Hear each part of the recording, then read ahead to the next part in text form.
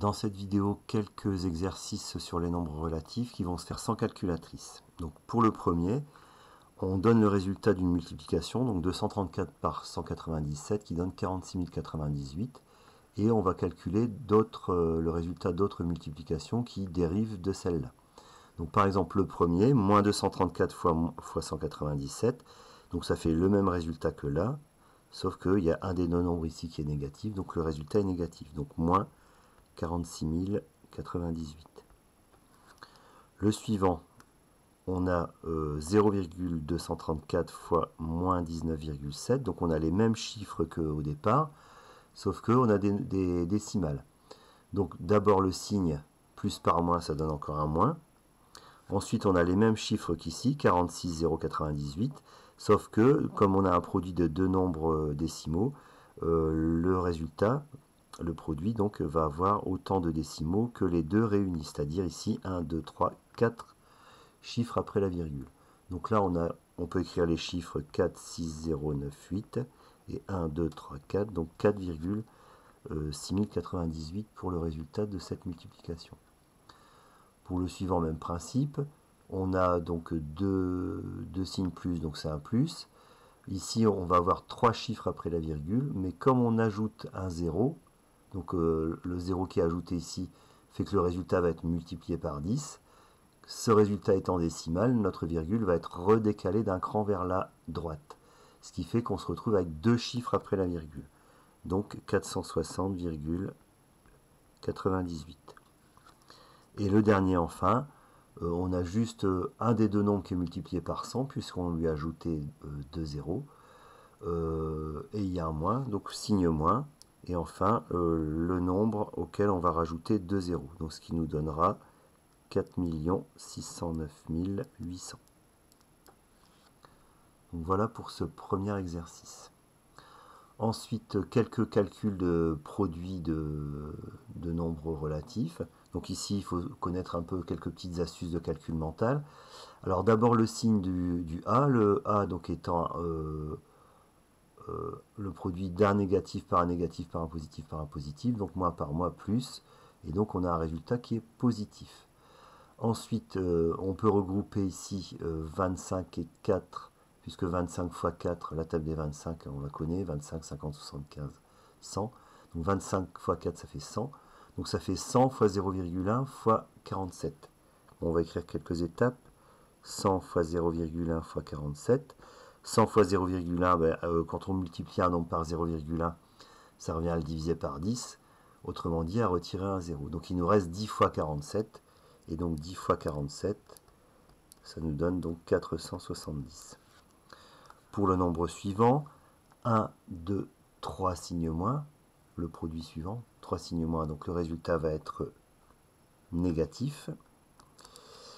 Donc il est négatif. Bon là, la petite astuce, même si on la voit pas, c'est pas très grave. On a le 2 fois 5 qui fait 10 et le 3 fois 7 qui fait 21.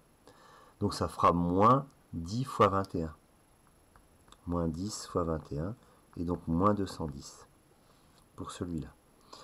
Le suivant, donc le produit suivant, on a 1, 2, 3, 4, 5 signes moins, donc c'est un nombre impair de signes moins, donc le résultat va être négatif. Dans un produit, donc là si on ne tient plus compte du signe, on a 1 fois 1 fois 1 fois 1 fois 1, donc ça ne change pas le signe le résultat du produit. Donc il nous reste 0,2 fois 8. Donc moins 0,2 fois 8. 8 fois 2, ça fait 16. Et donc, comme on a un chiffre après la virgule, ça nous donne 1,6. Pour ce qui est maintenant des divisions,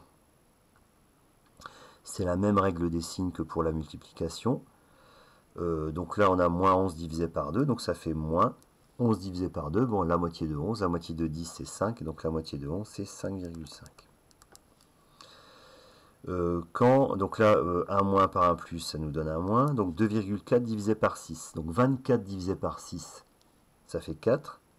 Mais ici, on a divisé le dividende, c'est-à-dire la quantité à partager, par 10. Si la quantité à partager est divisée par 10, le quotient va être aussi divisé par 10. Puisqu'en fait, là, si la quantité à partager est 10 fois plus petite, les parts, qui sont toujours au nombre de 6, vont être elles-mêmes divisées par 10. Donc 0,4. Et enfin pour le dernier, 81 divisé par 0,9. Donc si on fait le calcul sans les virgules, alors ça nous donne 9 pour la partie numérique. Le signe moins par moins qui donne plus. Donc ça serait 81 divisé par 9. Donc là, ici, c'est le diviseur qu'on divise par 10. Donc ça veut dire que là, le nombre de parts va être divisé par 10. Et si le nombre de parts est divisé par 10, ça veut dire que le quotient va être 10 fois plus grand. Donc c'est-à-dire que quand on fait une opération multiplication ou division sur le nombre qui est avant le signe divisé, cette opération va se répercuter sur le quotient. Alors que si on fait une opération sur le nombre qui est après le signe divisé, le diviseur, ben cette opération va la répercuter à l'inverse sur le quotient. Ici, le diviseur est divisé par 10, donc le quotient est multiplié par 10, ce qui nous donne 90. Enfin, dernier petit exercice sur produit et somme. Donc là, on a le nombre moins 1. On veut le produit de 33 facteurs égaux à moins 1. Donc c'est moins 1 fois moins 1 fois moins 1 fois moins 1 fois moins 1 fois moins 1. Donc s'il n'y avait pas le signe moins, donc 1 fois 1 fois 1 fois 1 fois 1, ça fait toujours 1. Et après, donc là, comme on a un nombre ici impair de signes moins, donc quand il y a un nombre impair de signes moins, on sait que notre produit est négatif. Donc on a un produit négatif et la valeur c'est 1, donc forcément moins 1. Si on passe tout de suite au 3, si on fait un produit de 24 facteurs égaux à moins 1, donc là moins 1 fois moins 1, etc. Donc même raisonnement qu'avant, sauf que là, le nombre de facteurs est pair. Moins 1 fois moins 1, ça donne plus 1. Et donc comme on a un nombre de facteurs pairs, ils vont se regrouper 2 par 2. Donc ça fait moins par moins, plus par plus par plus, donc plus. Et donc notre résultat, c'est 1 ou plus 1. Donc attention à la différence entre produit pour le 1 et le 3 et somme. Quand on ajoute 33 termes égaux à moins 1, c'est moins 1 plus moins 1 plus moins 1 plus moins 1. Donc là, on a des nombres tous négatifs qui vont s'ajouter. Donc c'est un cumul de négatifs.